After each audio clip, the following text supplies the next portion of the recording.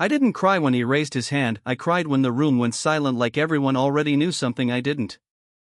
The fluorescent lights above me hummed like they always did during night shift, steady and indifferent, washing everything in that pale hospital glow that made time feel unreal, like 2:17 a.m. could stretch forever if you let it. My feet ached inside worn-out sneakers, 12 hours into a shift that was supposed to end at 11, and the coffee in my paper cup had gone cold hours ago, but I kept holding it anyway, like it was the only warm thing left in my life. My name is Emily Carter, and at 28 years old, 7 months pregnant, I had learned how to keep moving even when everything inside me begged me to stop. The baby shifted, a small, steady reminder that I wasn't alone, even when the world felt too heavy, and I pressed my palm gently against my stomach beneath the loose scrubs, grounding myself in that quiet rhythm. Mercy General at night was different, quieter, but sharper somehow, like every sound mattered more, every footstep echoed longer, every decision carried weight you could feel in your chest. That's why I noticed the moment the air changed. It wasn't loud at first. Just a ripple. Conversations fading mid-sentence. Nurses straightening their posture without thinking. Security guards suddenly appearing where there hadn't been any 5 minutes ago. I looked up from the chart in my hand and saw them, men in dark suits moving through the hallway like they owned it, like the rules bent for them instead of the other way around. And then I saw him. Tall. Controlled. The kind of presence that didn't need to announce itself because everyone else did it for him. His eyes swept the room once, slow and deliberate, and for a second, it felt like the temperature dropped 10 degrees. I didn't know his name yet, but I knew exactly what he was the moment he stepped closer. Power. The kind that didn't ask permission. "We need immediate access," one of the men said, voice low but firm, already moving past the nurse's station like protocols didn't apply to them. I stepped forward before I could think better of it, my voice steadier than I felt. "Sir, I need you to stop right there," I said, lifting my chin just enough to meet his gaze. "This is a restricted area. I'll help you, but you have to follow procedure." For a moment, nothing happened. The hallway held its breath. He looked at me like I was something unexpected, something that didn't quite fit into his world, and I felt it, this quiet, dangerous curiosity behind his eyes. "Do you know who you're speaking to?" one of his men asked, a warning threading through his tone. I shook my head slightly, not breaking eye contact with the man in front of me. "Doesn't matter," I said. "Everyone gets the same care here." The baby shifted again, and I steadied my breath, refusing to step back even when every instinct told me I should. Something flickered across his expression then, annoyance, maybe, or something sharper, and he took one step closer. Close enough that I could smell expensive cologne, clean and cold, like everything about him. "You should be careful," he said quietly, his voice controlled but carrying something underneath it I couldn't name. I swallowed, my pulse quickening, but I didn't move. "And you should wait your turn," I replied, softer now, but no less firm. That's when everything tilted. Not loudly. Not dramatically. Just a shift so subtle it almost felt like it happened inside my own chest. And in the next second, the night I thought I understood began to unravel.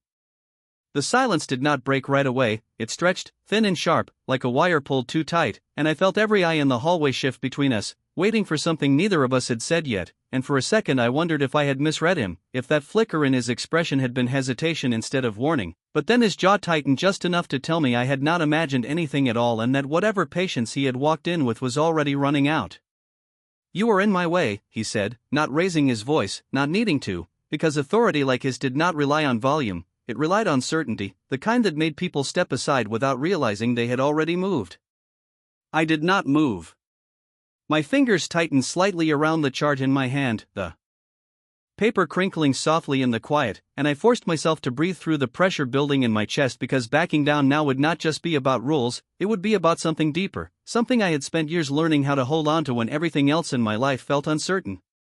"Then you will have to wait," I replied, and I could hear the steadiness in my own voice, surprising even me, like it belonged to a version of myself that refused to disappear no matter how intimidating the person in front of me might be. A murmur moved through the staff behind me, subtle but unmistakable, the kind of collective tension that came when people realized a line had been drawn that should not have been drawn, not here, not with someone like him. The man to his right shifted his weight, stepping half a pace forward as if ready to intervene, but the one in front of me lifted his hand slightly, stopping him without looking away from me, and that small gesture told me more about him than anything else could have: control layered over control, power that did not need to be proven because it was already understood. "You are making this more difficult than it needs to be," he said, and there was something colder now beneath his words, something that brushed against my instincts like a warning I could not ignore, but I held my ground anyway because the alternative felt worse, like losing a piece of myself I could not afford to lose.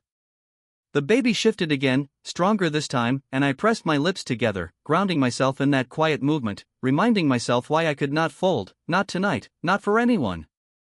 "I am doing my job," I said, softer now but no less certain, and for a moment the world narrowed to the space between us, to the weight of his gaze and the sound of my own heartbeat echoing in my ears. Then something changed. Not in me. In him. It was subtle, almost invisible, but I saw it, the exact second his composure cracked just enough to let something sharper slip through, something that did not belong in a hospital hallway at 2 a.m. His hand moved, quick and controlled, not wild, not chaotic, just deliberate in a way that made the moment feel even more unreal, and the contact that followed was not loud, not dramatic, just enough to snap the air around us into stillness so complete it felt like the building itself had stopped breathing. I did not step back. I did not raise my voice.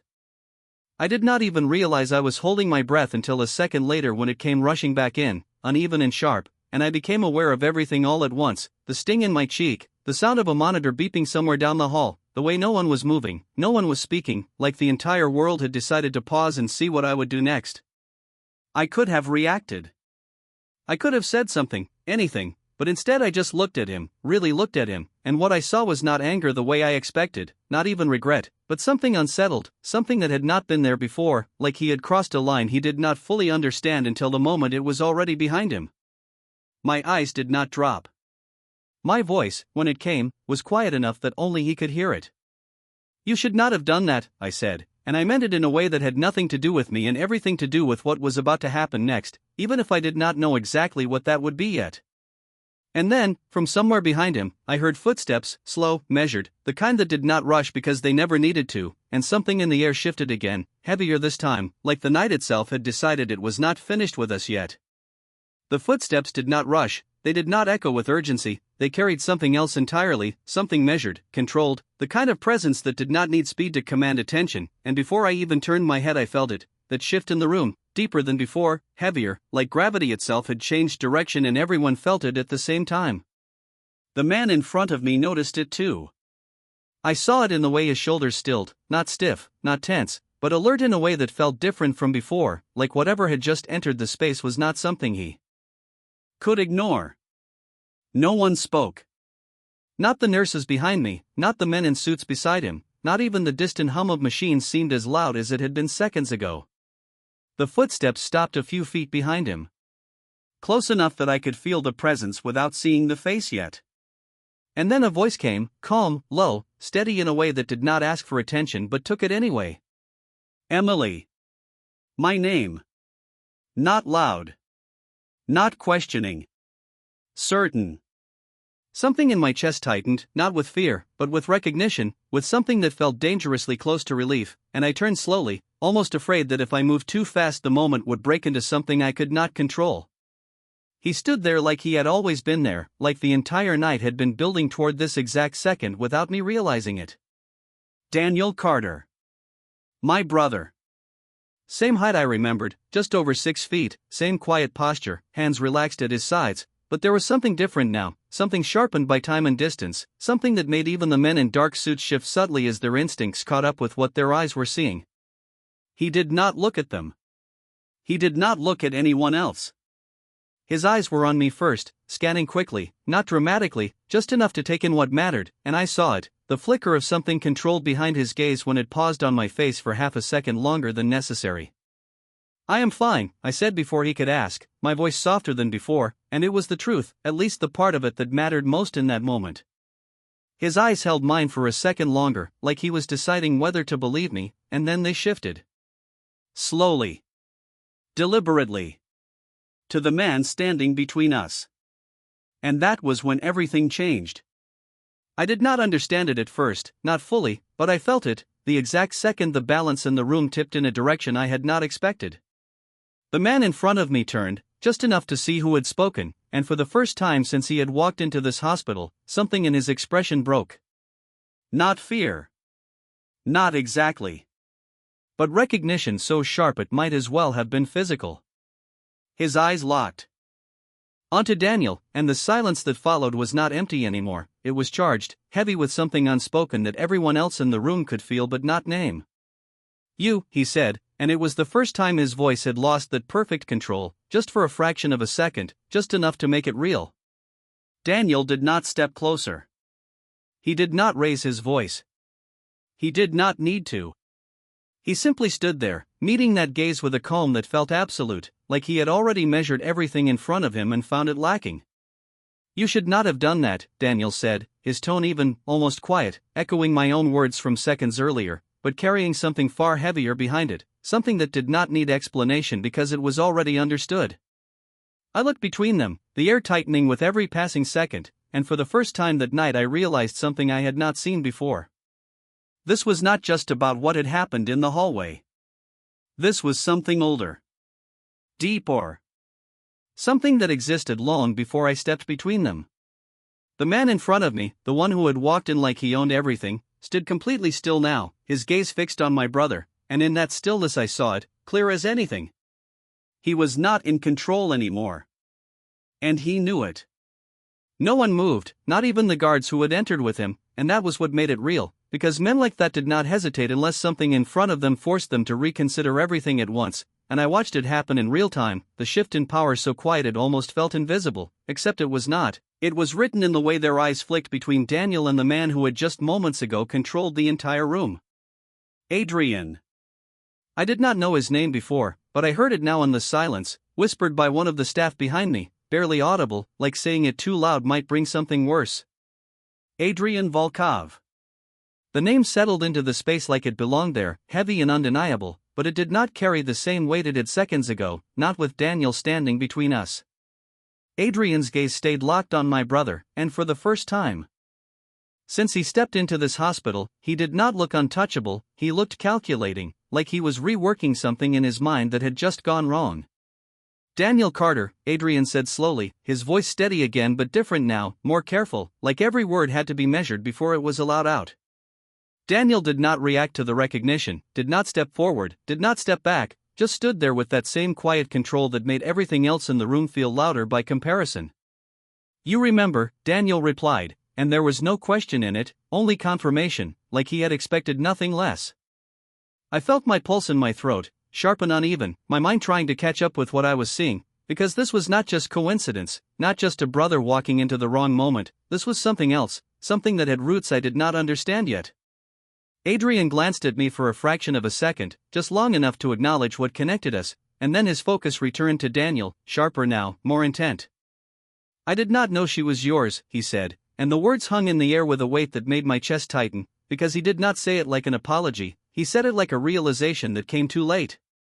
Daniel's expression did not change, but something in his eyes did, something colder, something that made even the distant hum of the hospital feel too loud.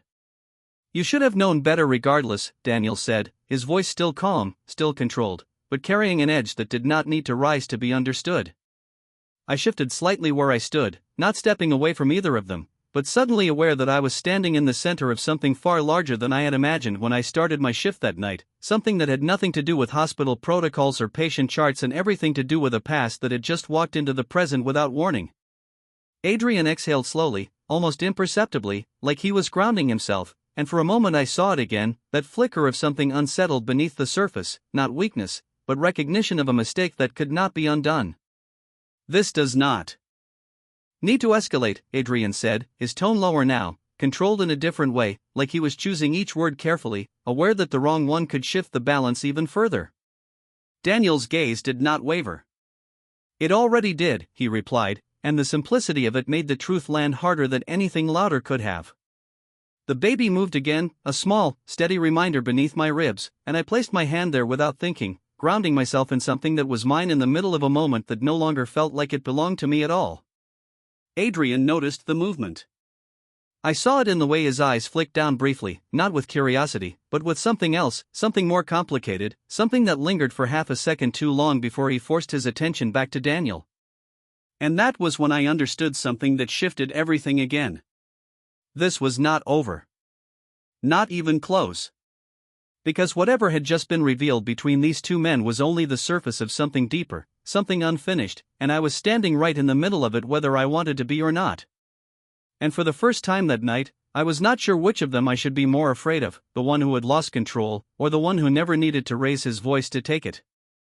The silence did not ease after Daniel spoke, it settled deeper, like the entire hallway had accepted that whatever was unfolding now could not be undone, and I could feel it in the way people stopped pretending to be busy, in the way no one reached for a chart or spoke into a headset, like even the smallest noise would be out of place in a moment that had already crossed some invisible line. Adrian did not respond immediately, and that was what made it different from before, because he had always had an answer, always had control, but now there was a pause, measured and deliberate, as if he was recalculating something that no longer followed the rules he was used to. "What do you want, Daniel?" Adrian finally said, his voice lower, steadier, but stripped of that effortless dominance it carried when he first walked in, and I realized then that this was not a question asked out of curiosity, it was one asked out of necessity. Daniel did not smile, did not shift his posture, did not even glance at the men around Adrian. His focus remained exact, precise, like everything else in the room had already been filtered out as irrelevant. "You already know," he replied, and the simplicity of it made something tighten in my chest, because there was no negotiation in his tone, no room for misunderstanding, just a quiet certainty that felt heavier than anything louder could have been. I swallowed, my throat dry, my mind trying to catch up with the realization forming at the edges of my thoughts, that this was not just about me, not just about what had happened moments ago, this was about something that existed long before tonight, something that neither of them needed to explain because they both already understood it completely. Adrian's gaze flickered to me again, slower this time, more deliberate, and I felt it, the weight of that look, not sharp like before, not dismissive, but searching, like he was trying to reconcile the person standing in front of him with the reality he had just been forced to face. "Emily," Daniel said, and his voice softened just enough to reach me differently than it reached anyone else in the room, grounding me in a way nothing else had since this started. "Come stand with me." The words were simple, but they carried something deeper, something protective without being controlling, something that made my chest tighten for an entirely different reason. I hesitated for half a second, not because I did not trust him, but because moving felt like shifting the balance of something I did not fully understand yet. But then the baby moved again, a small, steady reminder beneath my ribs, and I exhaled slowly before taking a step back, then another, closing the distance between us until I stood just slightly behind Daniel's shoulder. The change was immediate. Subtle, but undeniable. The space around me felt different, not safer in the obvious sense, but anchored, like I had stepped out of the center of a storm and into something steadier, something that did not waver under pressure. Adrian noticed it too. I saw it in the way his posture adjusted, not retreating, not weakening, but shifting into something more controlled, more contained, like he was no longer addressing me as an individual, but as part of something larger that he had to consider differently. "This was not intentional," Adrian said, his voice quieter now, each word chosen carefully, and I could tell that whatever he was about to say next mattered more than anything he had said since he walked in.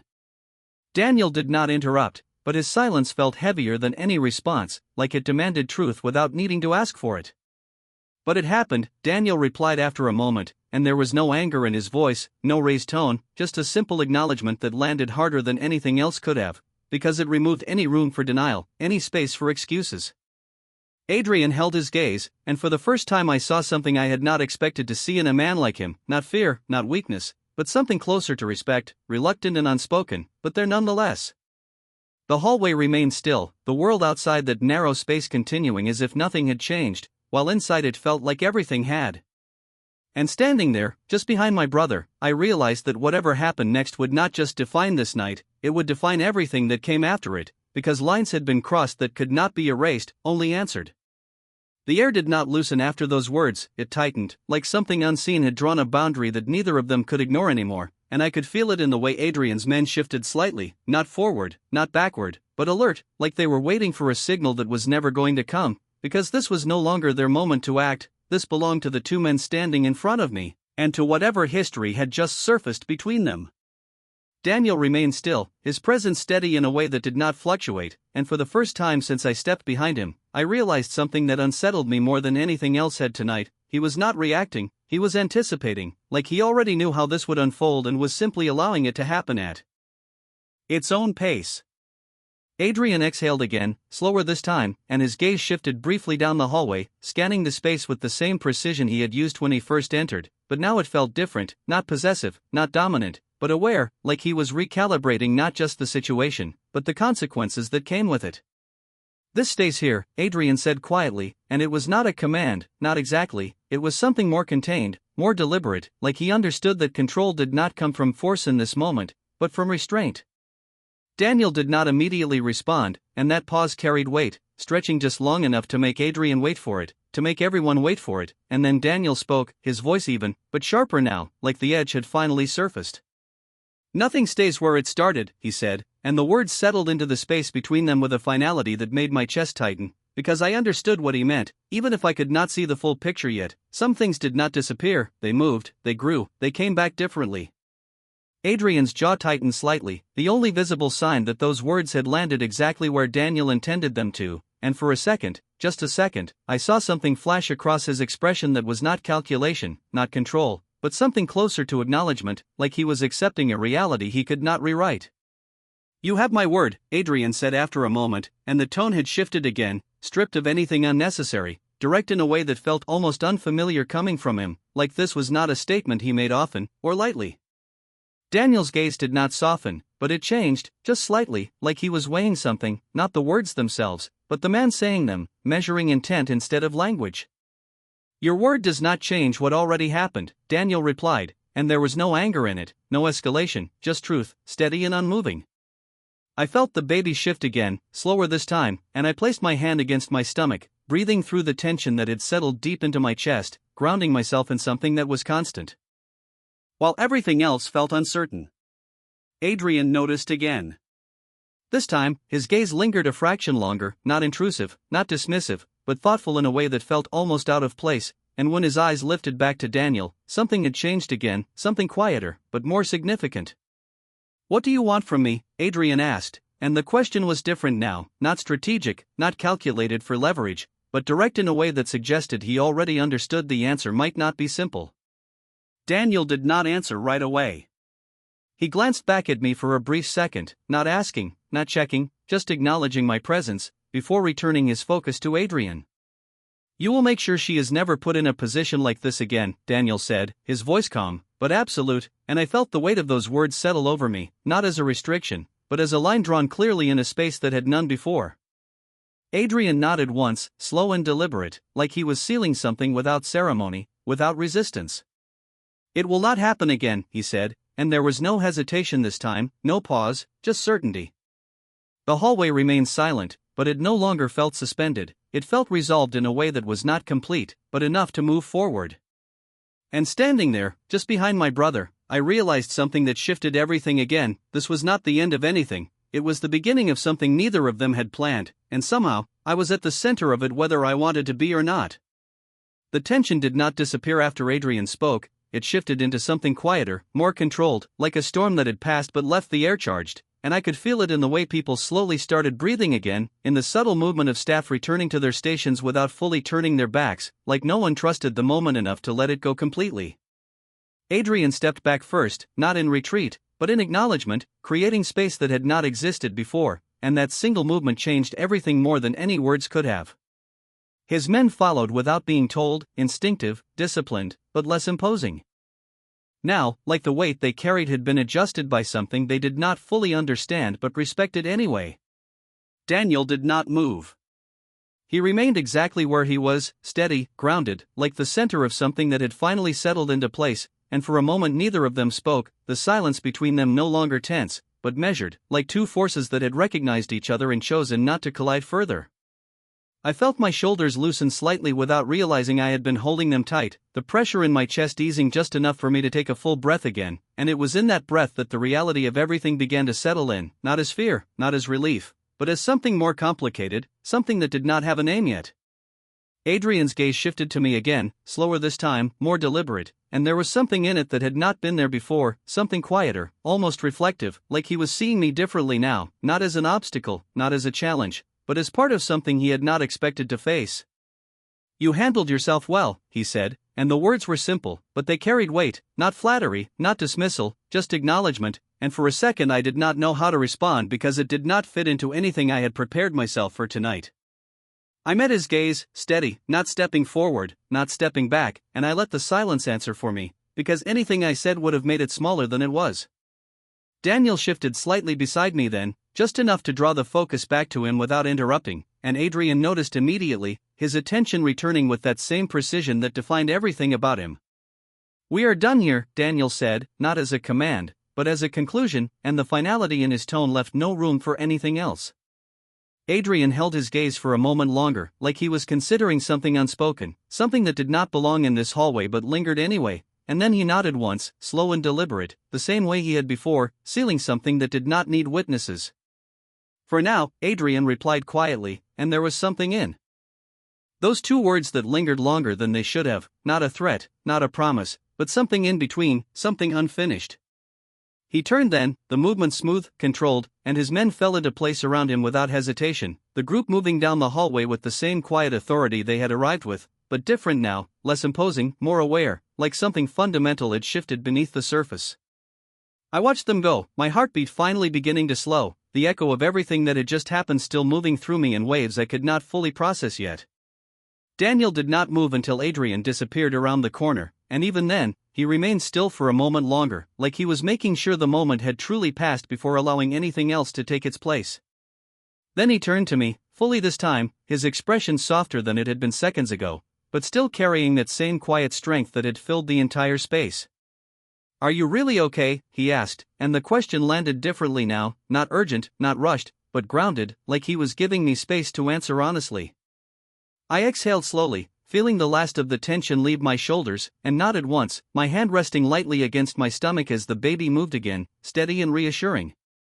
I said, and this time, I meant it in a way that reached deeper than before, because something had changed tonight, something I could not undo, something that had pulled me into a world I had never planned to step into. And as I stood there, beside my brother, watching the empty hallway where Adrian had disappeared, I realized that whatever had just ended was only the surface of something much larger, something that had already begun whether I was ready for it or not. The hallway did not return to normal right away, it never does after something like that, it lingers in the walls, in the way people move a little quieter, speak a little softer, like everyone is trying not to disturb what just happened even after it is over. I could feel it in the air as nurses resumed their stations, as monitors continued their steady beeping, as stretchers rolled past like nothing had shifted at all, but everything had, at least for me. Daniel stayed beside me, not hovering, not crowding, just present in that quiet way he always had been, like a constant I did not have to question. "You should sit down," he said after a moment, his voice low enough that it did not carry beyond us, and I realized then how tired I actually was, how the adrenaline had been holding me up more than I wanted to admit.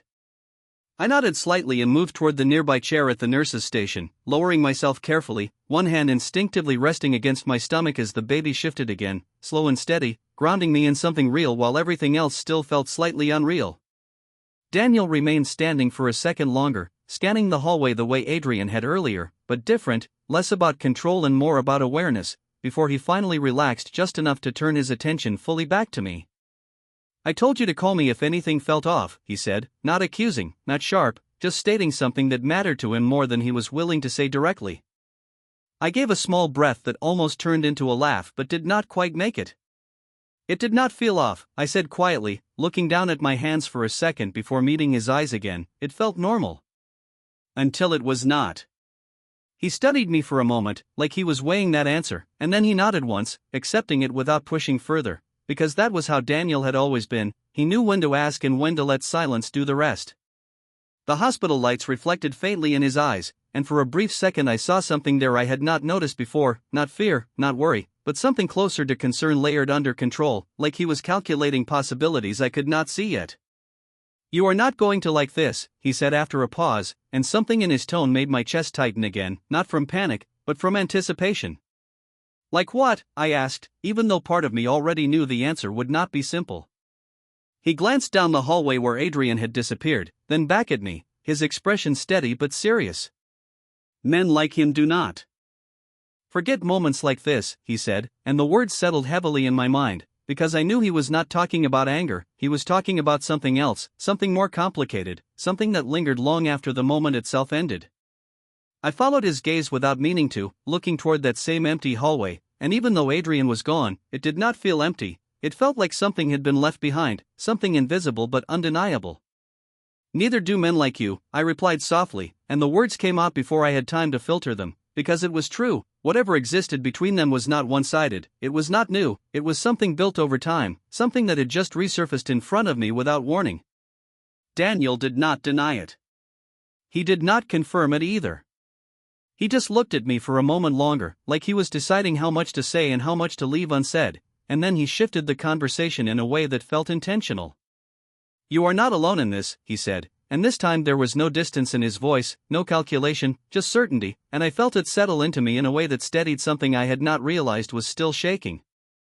I nodded slowly, my fingers pressing lightly against my stomach as the baby moved again, a quiet reminder that there was more at stake than just me, more to protect, more to understand. The hospital around us continued its rhythm, steady and indifferent, but inside that rhythm something had changed, something I could not ignore anymore. And as I sat there, the echoes of that moment still moving through me, I realized that whatever had begun tonight was not something I could simply walk away from, because some encounters do not end when people leave the room, they follow you, they reshape things, they stay with you in ways you only understand later. And deep down, whether I wanted to admit it or not, I knew this was one of them. The rest of the night did not slow down for me, even though a part of me wished it would, wished I could sit there a little longer and pretend that everything had not shifted. But Mercy General did not pause for personal moments, not for fear, not for realization, not for anything, and within minutes I was back on my feet, moving from room to room, checking vitals, updating charts, speaking in the same calm voice I always used, as if nothing had happened at all. But something had. I felt it in the way my thoughts kept circling back, not to the moment itself, but to what came after it, to the way Adrian had looked at me differently, to the way Daniel had stepped in without hesitation, to the space between them that carried more history than I could see. By the time my shift finally ended, the sky outside had begun to lighten, that soft gray blue that comes just before sunrise, and the parking lot stretched out quiet and still, the kind of silence that feels earned after a long night. Daniel walked beside me without speaking, matching my pace, his presence steady in that familiar way, and for a few seconds we just moved through the cool early morning air without needing to fill the space with words. My car sat near the back row, exactly where I had left it 12 hours earlier, and I paused when I reached it, my hand resting on the door handle as I looked out across the empty lot. You are thinking about him, Daniel said, not asking, not accusing, just stating something he already knew. I exhaled slowly, the breath visible in the cold air, and nodded once. I am thinking about what this means, I replied, because that felt more honest than pretending it was just about a person. Daniel leaned lightly against the hood of my car, his arms crossing in a relaxed motion that did not match the sharp focus in his eyes. It means he will not ignore you, he said, and the words landed quietly, but heavily, because I understood exactly what he meant, not attention in a simple sense, but something deeper, something tied to power, to memory, to unfinished things. I glanced down for a moment, my hand moving instinctively to my stomach as the baby shifted again, slower now, almost like a reminder instead of a reaction. I do not want to be part of whatever exists between you and him, I said, my voice softer than before, but steady, because that was the truth I could not avoid. Daniel's expression did not change, but something in his gaze softened just enough to make the next words feel different. You already are, he said, and there was no way to argue with that, not after tonight, not after everything that had unfolded in a matter of minutes. The morning light grew a little brighter, stretching across the asphalt, catching on the edges of parked cars, and for a moment everything felt almost normal again, like the world outside that hospital had not shifted at all. But I knew better now. I opened the car door slowly, then paused again, looking back at Daniel, searching for something I could not quite name. Will I see him again? I asked, and this time the question did not feel uncertain, it felt inevitable. Daniel held my gaze for a second longer than usual, like he was weighing the answer not for accuracy, but for impact, and then he nodded once, simple and direct. Yes, he said. No hesitation. No doubt. Just certainty. I slid into the driver's seat, closing the door gently, the sound quieter than it should have been, like even that small action carried weight now, and as I started the engine, I caught my reflection in the rearview mirror, the faint mark still visible on my cheek, but it did not feel like weakness, it felt like a line that had been crossed and answered. I looked forward again, hands steady on the wheel, the road ahead empty but not uncertain, and for the first time since the night began, I understood something clearly. He had walked into my world like he owned it. But he had left knowing there was something in it he could not control. And somehow, without meaning to, I had become part of the reason why.